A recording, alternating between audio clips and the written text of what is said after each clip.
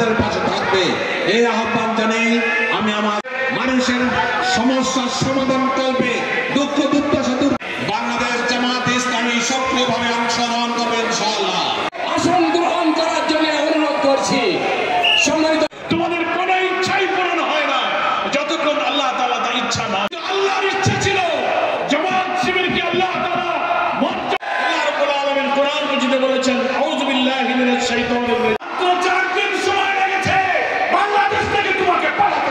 উত্তর রাজধানী ঢাকার চতুর্দিক থেকে লক্ষ কোটি জনতার বলে ঠিক কিনা। 5ই আগস্ট তার মুহূর্ত ছিল 5ই আগস্ট।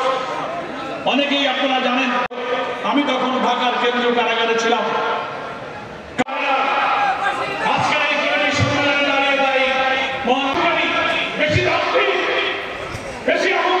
তারা ছাড়া কেউ দাঁড়াবেন না এবং যারা আশেপাশে মাঠে বোঝাই হবে, ভর্তি হবে, তারপরে যেন তারা অন্যতর থাকে। অতিথির বক্তব্য নিয়ে আসছেন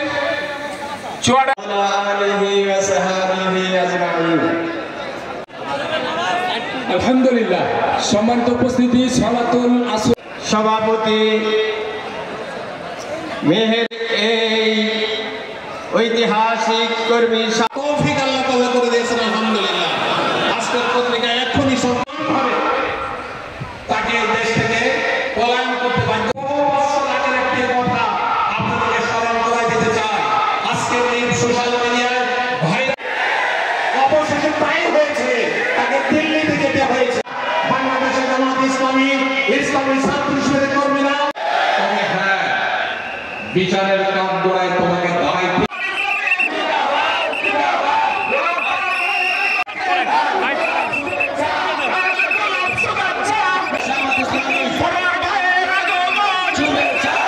শহীদ তারিখ শহীদ আব্দুল জব্বার, সুলাইমান আব্বাস, শহীদ দেলোয়ার করা যাবে। আমি তাদেরকে বলি মহান আল্লাহর আমরা যে যৌক্তিক সময়ের মধ্যে নির্বাচনের যে দাবিটা করি, আপনারাও প্রশ্ন করেছেন, অনেকে এটা বলেন যে সেই যৌক্তিক সময়ের ব্যাখ্যা কি। আমরা এই ব্যাখ্যাটা এইভাবে দিয়েছি যে নির্বাচনটা হতে হবে অবাধ, নিরপেক্ষ, যেটাকে ফ্রি ফেয়ার বলি, ক্রেডিবল হতে হবে, পার্টিসিপেটরি হতে হবে, ইনক্লুসিভ হতে হবে। তো এইটা হতে গেলে ন্যূনতম এই 15 বছরে রাষ্ট্রযন্ত্রের সমস্ত অর্গানগুলো করাপ্ট হয়ে গেছে, পলিটিসাইজ হয়েছে। এটাকে রিফর্ম না করে এই অবস্থায় নির্বাচন করলে সেই নির্বাচন কিন্তু ওই 14, 18, 24 আমরা যেমন ভোট দিতে পারি এমন ভোটই হবে। এই কারণে আমরা সংস্কার চেয়েছি আগে। হ্যাঁ, রাষ্ট্রযন্ত্রের সকল অর্গানগুলো একটা অনির্বাচিত কেয়ারটেকার সরকারের পক্ষে সংস্কার করা সম্ভব নয়। ইট উইল টেক টাইম, এর জন্য 5-7 বছর সময় লাগে। নির্বাচিত সরকারের এটা কাজ। তবে একটা সুষ্ঠু নির্বাচন দিতে যেহেতু এই সরকারটা এসছে, ইনারা কিন্তু দেশ শাসন করতে আসেননি, ইনারা একটা ফেয়ার ইলেকশন দিয়ে বিদায় নেবেন। তো সেই কারণে নির্বাচন সুষ্ঠু হতে গেলে কিছু সংস্কার মিনিমাম লাগবে। যেমন আপনি ধরেন police administration, civil administration, election commission, judiciary, ব্যুরোক্রেসিতে কিছু সংস্কার 5-7টা জায়গায় লাগবে।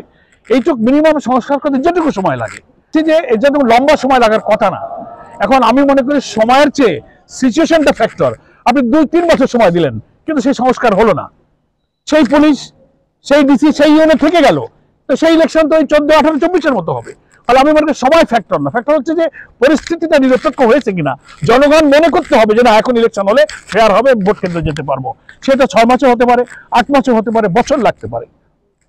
এই জন্য এই টাইম ঘড়ি ঘন্টা বেঁধে দেওয়া যাবে না, সিচুয়েশন বলে দেবে। আমি উদাহরণ দিয়ে বলি, মানুষ যদি জ্বরে আক্রান্ত হয় তো জ্বর বেশি হলে থার্মোমিটার দিয়ে মাপা লাগে, কিন্তু জ্বর চলে গেল কিনা রুগীর অনেক সময় থার্মোমিটার সারা হাত ধরলে বোঝা যায় যে বাবা জ্বর চলে গেছে, তুমি এখন গোসল করো, ভাত খাও। তো এই জাতির জনগণ উইদাউট এনি থার্মোমিটার বুঝতে পারবে যে জাতির শরীর থেকে তাপমাত্রা চলে গেছে, এখন গোসল করা যায়, খাওয়া যায়। আছে, ওনারাও আমাদের দাওয়াতে আসছেন, আমরা ওনাদের দাওয়াতে যাচ্ছি, আপনারা দেখছেন তো মিডিয়াতে। এটা হলো প্রথম কথা।